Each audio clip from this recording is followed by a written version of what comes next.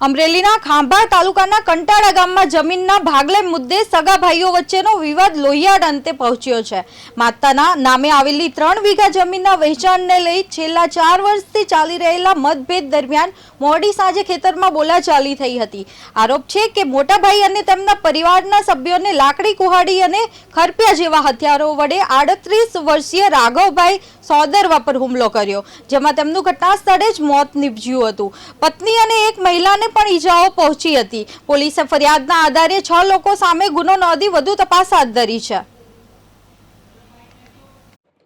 તારીખ 3 જૂન 2026 ના રોજ ખાંભા પોલીસ સ્ટેશનના કંટાળા ગામે એક મર્ડરનો ગુનો બનેલો છે, જે અનુસંધાને ખાંભા પોલીસ સ્ટેશન દ્વારા તાત્કાલિક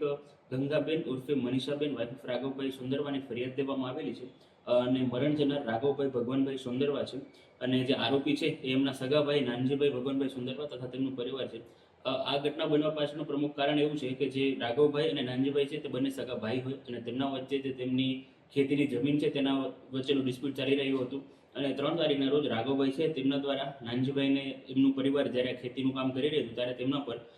પથ્થરમારો કરવામાં આવ્યો હતો અને એના રિએક્શન સ્વરૂપે નાનજીભાઈ ભગવાનભાઈ સુંદરવા, તેમના પુત્ર રાજુ નરસિંહ અને એમના જે બીજા પરિવારના અન્ય સભ્યો છે તેમના દ્વારા એમની ઉપર હુમલો કરવામાં આવ્યો હતો અને જેનામાં રાઘવભાઈ ભગવાનભાઈ સુંદરવા છે તેમનું મૃત્યુ થયું છે। ગંગાબેન એમના જે પત્ની છે એમની ફરિયાદ લઈ અને ખાંભા પોલીસ સ્ટેશન દ્વારા કુલ જે ટોટલ 6 આરોપી છે તે 6નું ધરપકડ કરવામાં આવેલી છે અને આગળ કાર્યવાહી હાથ ધરવામાં આવી છે।